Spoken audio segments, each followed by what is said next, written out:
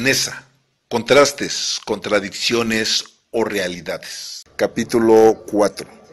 Nesa es una ciudad de grandes contrastes, con grandes deportistas, grandes futbolistas, campeones mundiales, medallistas olímpicos y paraolímpicos, y curiosamente con un presidente municipal en 2009, Edgar Navarro del PRI, que no solo se distinguió por ser el primer edil de Nesa en silla de ruedas, sino presuntamente el más corrupto de todos.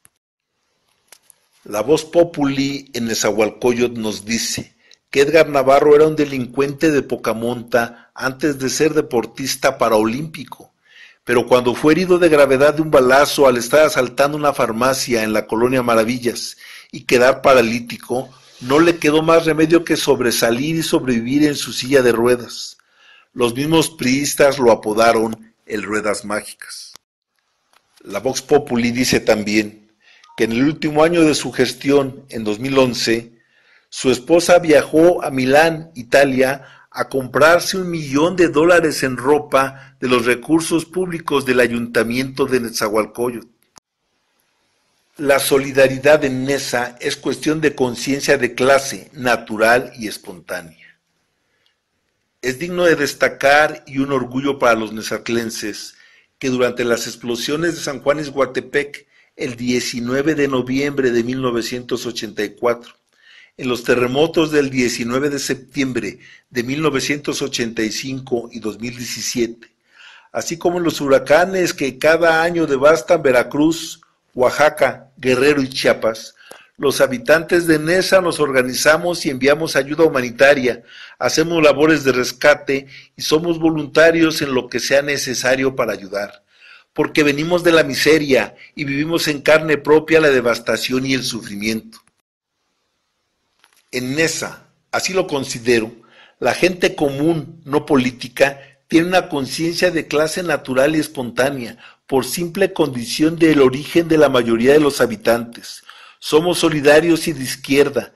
Nesa es el municipio que más dona en el Teletón, fraude ingenioso de Televisa para evadir impuestos y cooptarte la audiencia.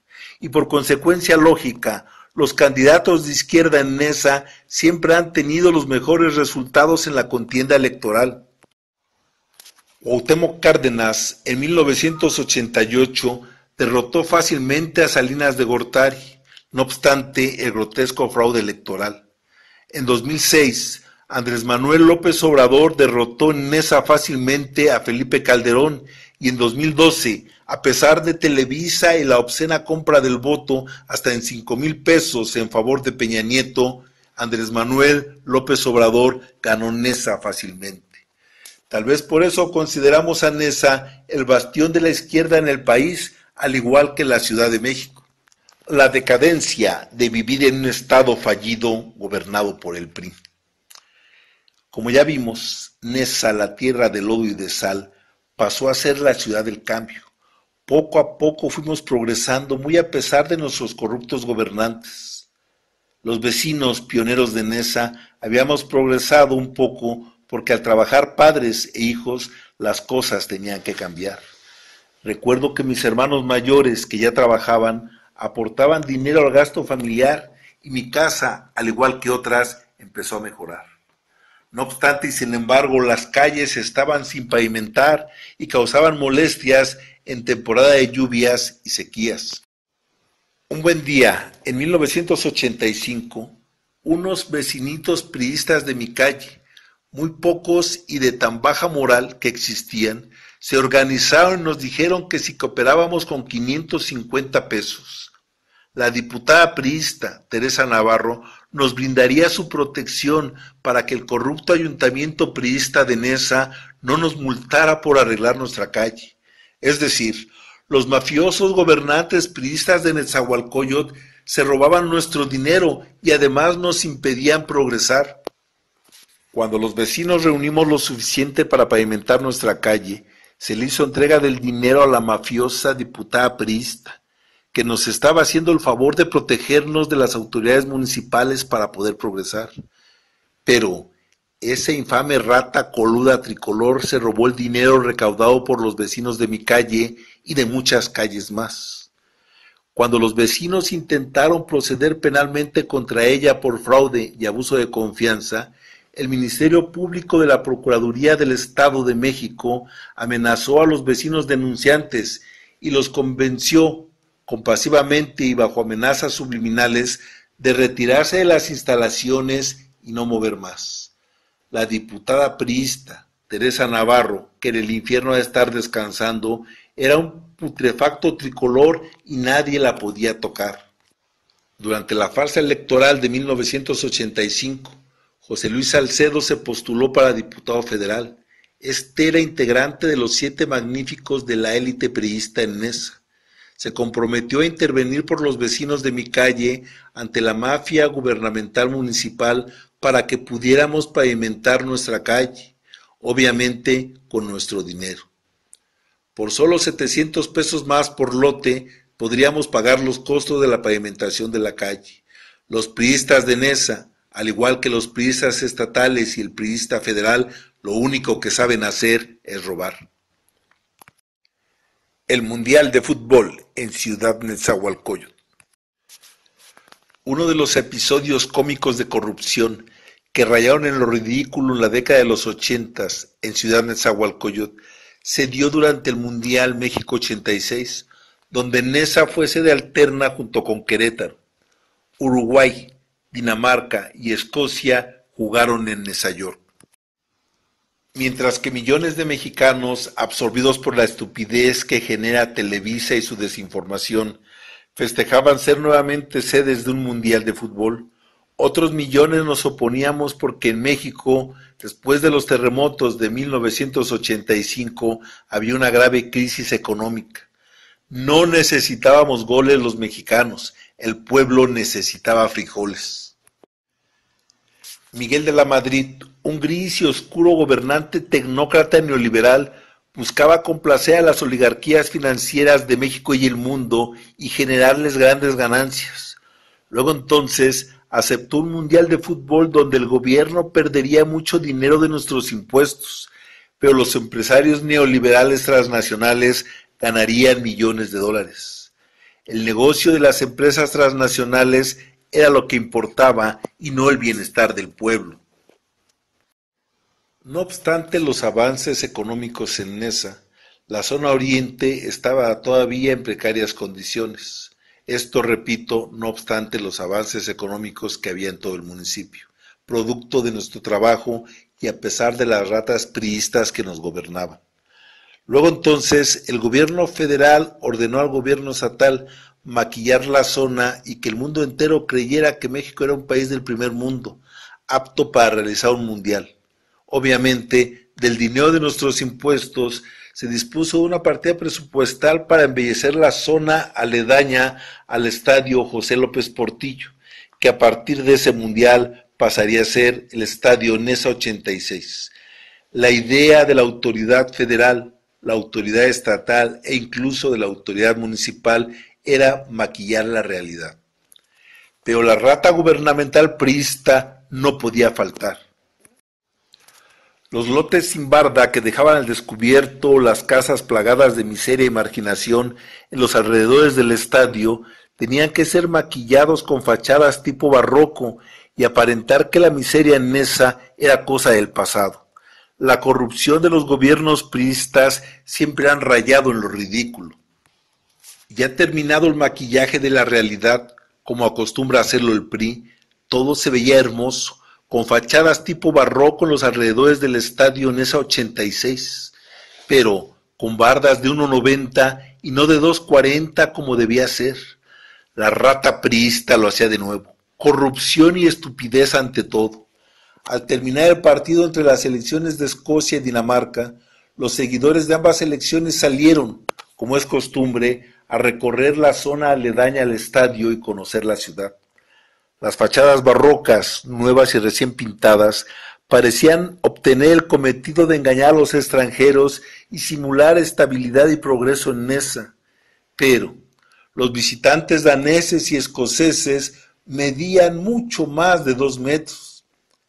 Cuando los turistas futboleros recorrían con cámaras fotográficas y de filmación la calle de Caminante, en las afueras del estadio Nesa 86, sorprendidos miraban por encima de las maquilladas bardas pequeños cuartos de 4 por 4 metros, con techos de lámina y paredes sin aplanar, con el tradicional agujero en el piso de tierra y una manguera de plástico color naranja para tomar el agua, tapado con una cuña de palo de madera, con niños de vientres pronunciados por la desnutrición, semidesnudos y sin zapatos.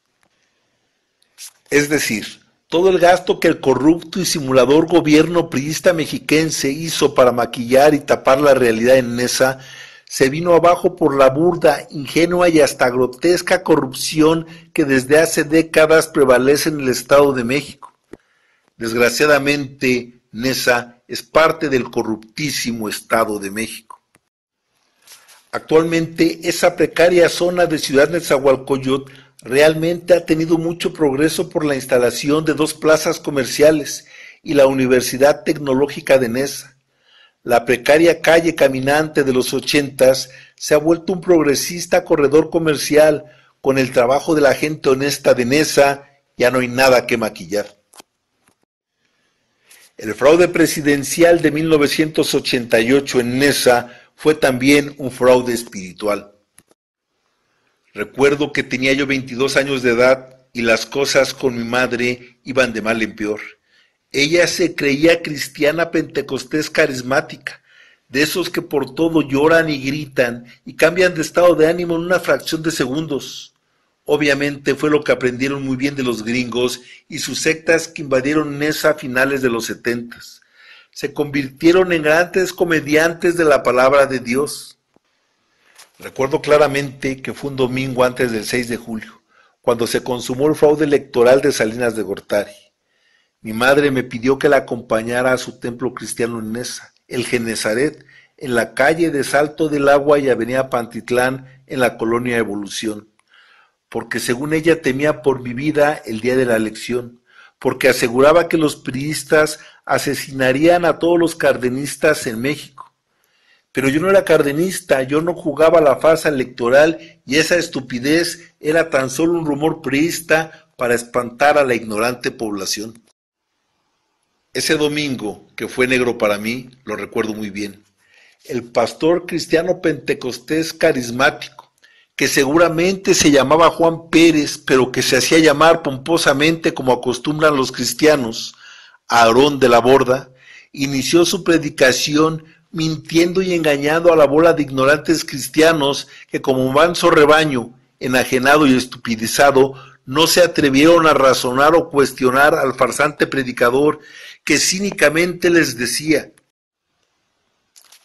hermanos, hagamos oración y clamemos a Dios para que en la elección presidencial gane Carlos Salinas de Gortari, porque si gana Cuauhtémoc Cárdenas, que es un comunista, va a mandar matar a todos los cristianos por cuestión de nuestra fe, y a todo aquel que diga Cristo vive, lo van a asesinar, tal y como pasa en la Unión Soviética.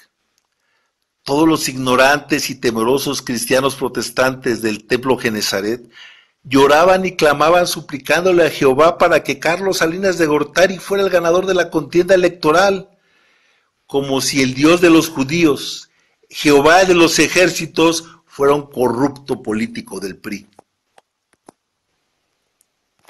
Después de mentarle públicamente la madre al mentiroso pastor protestante, a mi madre no le quedaron ganas de volverme a invitar a su mediocre templo, ni a oír tan sucia predicación. Mi madre se cambió de templo. El pastor de ese humilde templo, y que hoy es casualmente inmensamente rico, era un nauseabundo operador del PRI en la década de los 80s. Pero, ¿y los 300 borregos cristianos que lloraban y clamaban a su Dios para que ganara el PRI, no se daban cuenta o por qué lo hacían? Con todo y el fraude electoral, bajezas cristianas y tanta estupidez, Nesa siguió adelante. Al parecer ya nada nos podía detener.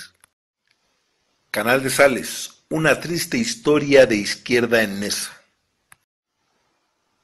Como parte de la penosa historia de la vida en Nesa, en la zona irregular de Canal de Sales, en la zona norte del municipio, donde en 1989-90 el Frente Cardenista de Reconstrucción Nacional invadió un gigantesco predio federal de varias hectáreas, asentado arriba de un gasoducto de Pemex y que por obvias razones era inhabitable y representaba un inminente riesgo para la sociedad. Los corruptos pseudocardenistas, dirigidos por algunos de los vividores de la izquierda en México, como Rafael Aguilar Talamantes y Jesús Ortega, ahora destructor del PRD, engañaron a gente de Nesa con necesidad de un terreno y les pedían dinero con el cuento de escriturar los terrenos invadidos, lo que nunca podría suceder porque ninguna autoridad, por corrupta que fuera, permitiría que los colonos se asentaran en terrenos que en cualquier momento podrían explotar. Bueno, creo que los priistas actuales son capaces de todo. Cuando la cúpula priista mexiquense le dio a los dirigentes del partido del Frente Cardenista de Reconstrucción Nacional unos cuantos pesos, dejaron de la mano el movimiento y los ciudadanos invasores quedaron desprotegidos. Terminaron viviendo en el lumpen que era Canal de Sales, a un costado de Ciudad Lago, en el norte de Nezahualcóyotl. Recuerdo que fue en 1999, cuando era yo coordinador municipal de refugios temporales del Ayuntamiento Perredista de Nesa, que me tocó ver de cerca la inmundicia hecha por los dirigentes del partido del Frente Cardenista de Reconstrucción Nacional 10 años antes. Cientos o miles de familias vivían en Canal de Sales hacinadas en pequeños y inmundos cuartos de cartón de 2 por 3 metros, arriba de una tubería de gas de Pemex. Sucedió que un viejo y roído tanque de gas casero explotó y generó una cadena de explosiones de tanques caseros inservibles que destruyeron por completo más de 500 cuartuchos de cartón en Canal de Sales.